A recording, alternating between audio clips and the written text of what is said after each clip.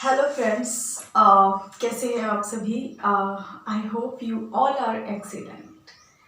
जैसा कि आप सबको पता है कि पिछले प्रीवियस वीडियो में हमने प्रोनाउन को देखा था, हमने प्रोनाउन की डेफिनेशन को देखा एंड हमने देखा कि प्रोनाउन के कितने टाइप्स होते हैं। आज के वीडियो में हम उन्हीं टाइप्स में से सबसे पहले पर्सनल प्रोनाउन को डिस्कस करेंगे। आज हम बहुत एक्सप्लेन्ड वे में पर्सनल प्रोनाउन को पढ़ेंगे। तो आइए देखते हैं। सबसे पहले नज़र डालिए इन सेंटेंस पे जो कि आपके सामने लिखे हुए हैं। That is I am a boy, we are boys, you are a girl, you are girls, he is a man, they are man, it is a child, they are children. Okay, so these are the sentences. अगर हम ध्यान से देखें एक एक sentence को तो आपने ध्यान दिया होगा कि मैंने कुछ वर्ड्स पे अंडरलाइन किए हुए हैं। So friends, these words are personal pronoun. यही वर्ड्स हैं जो पर्सनल प्रोनाउन है। Let's move on the sentences. जैसे कि फर्स्ट सेंटेंस आप देखिए, I am a boy. Okay, so I जो है यहाँ सब्जेक्ट के रूप में है and this is a personal pronoun. तो ये पर्सनल प्रोनाउन का सब्जेक्टिव प्रोनाउन है। इसी तरह से आई जो है वो पर्सनल प्रोनाउन का सिंगुलर प्रोनाउन है। आई का सिंगुलर है एंड आई का जो प्लूरल है दैट इज वी, क्योंकि वी जो है वो बहुत से लोगों के लिए यहाँ यूज हुआ है। तो वी, आई जो है वो सिंगुलर पर्सन के लिए यूज हुआ है। जैसे कि देखिए, I am a boy. Okay, so personal pronoun जो है वो एक्चुअली पर्सन का बोध कराते हैं। ओके, वो हमेशा किसी व्यक्ति के बारे में ही बताते हैं। जैसे I, we, you, he, she, it, they. तो इन सभी से हमें पता लगता है कि ये सभी किसी पर्सन के बारे में है। लेकिन जो प्रोनाउंस होते हैं वो सब्स्टिट्यूट होते हैं नाउन के। ओके, तो यहाँ पे हम देख रहे हैं आई एक सिंगुलर पर्सनल प्रोनाउन है, जबकि आई का प्लूरल क्या होगा, वी। इसी तरह से यू सेकंड पर्सन में आता है, यू का प्लूरल लेकिन यू ही होता है। ओके, सो प्लूरल में भी यू को यू के रूप में ही यूज करते हैं। इसी तरह से ही इज अ मैन, वह एक आदमी है। ओके, सो ही का प्लूरल क्या हो जाएगा, they are man. Okay, now it is a child. Okay, so बच्चे के लिए जो प्रोनाउन यूज किया जाता है चाइल्ड के लिए वो इट होता है। ओके, क्योंकि यहाँ पे हमें जो चाइल्ड के बारे में पता नहीं है दैट कि चाइल्ड कैसा है, मेल है, फीमेल है। सो चाइल्ड के लिए इट यूज होता है, इट इज अ चाइल्ड।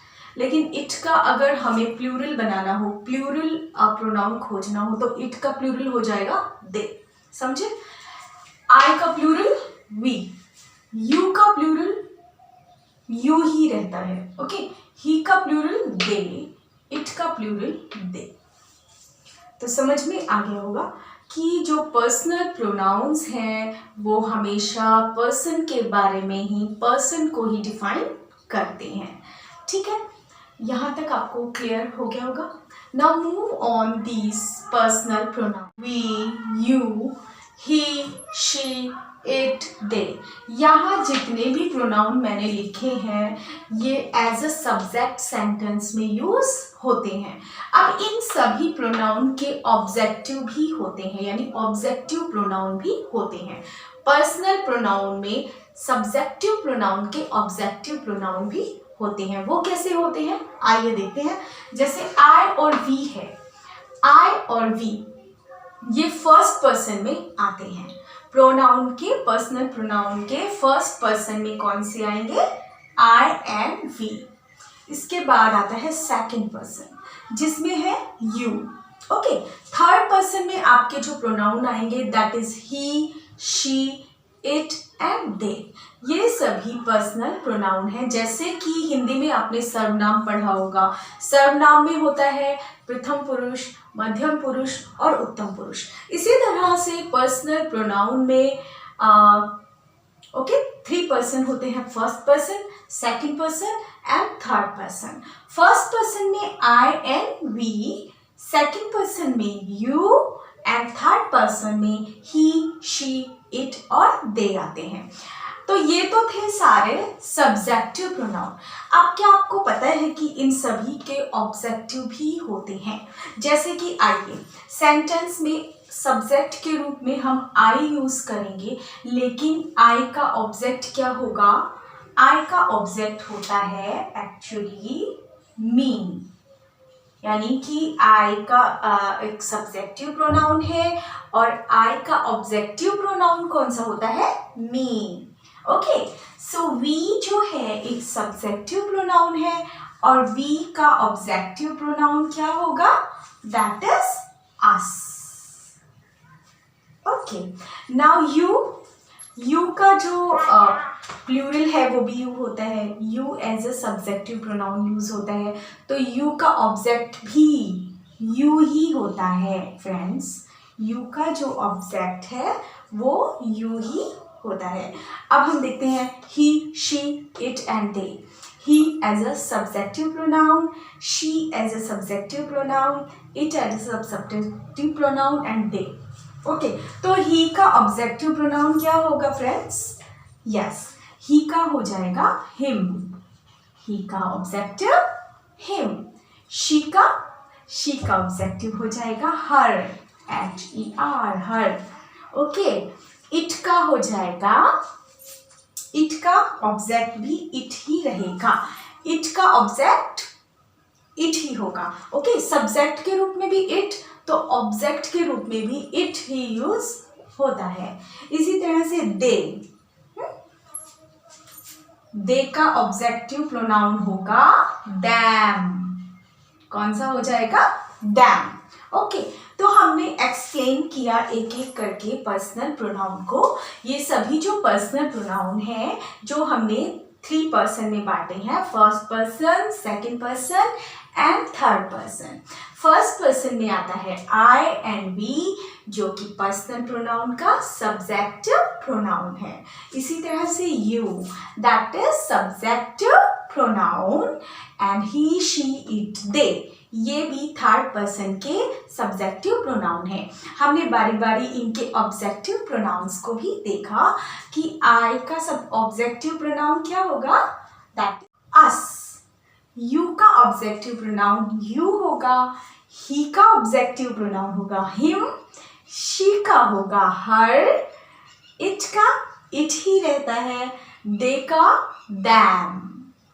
अब आप अच्छे से इस कॉन्सेप्ट को आपका क्लियर हो गया होगा कि पर्सनल प्रोनाउन जो है वो हमेशा पर्सन के बारे में ही बताते हैं और जो पर्सनल प्रोनाउन है वो हमेशा नाउन के जो है सब्स्टिट्यूट के रूप में सेंटेंस में यूज किए जाते हैं। जो पर्सनल प्रोनाउन है वो एज अ सब्जेक्ट भी यूज हो सकते हैं सेंटेंस में और एज अ ऑब्जेक्ट भी यूज हो सकते हैं। जिस तरह से हमने ये सेंटेंसेस देखे, इनमें हमने सब्जेक्टिव प्रोनाउन देखे। ओके, जैसे सब्जेक्ट के रूप में आई का यूज देखा, I am a boy, we are boys, तो वी यहाँ सब्जेक्ट के रूप में आया है। You are a girl, you are girls, you are a girl, यहाँ एक गर्ल की बात हो रही है इसलिए यहाँ ए आया है। ओके, जबकि यहाँ you are girls, okay, plural noun use हुई है, यानी कि ये जो यू है ये प्लूरल के लिए यूज हुआ है और ये जो यू है दिस इज सिंगुलर के लिए यूज हुआ है। इसी तरह से he is a man, okay, A यानी एक की बात हो रही है, ए पर्सन की बात हो रही है, लेकिन दे आर मैन, यहाँ प्लूरल वर्ब आई है, मतलब कि ये जो दे यहाँ यूज हुआ है that is plural personal pronoun. Okay, इसी तरह से it is a girl, it हमेशा एक के लिए यूज होता है और दे, इट का प्लूरल दे होगा। इट इज अ चाइल्ड, यह एक बच्चा है, दे आर चिल्ड्रन, वे बच्चे हैं। तो आपको अच्छे से ये कॉन्सेप्ट क्लियर हो गया होगा पर्सनल प्रोनाउन का। इसके अलावा आपको first person, second person, third person में मैंने बताया कि सब्जेक्ट के रूप में कौन कौन से हैं और ऑब्जेक्ट के रूप में इनका कैसे प्रयोग होता है। तो अब आगे बढ़ते हैं।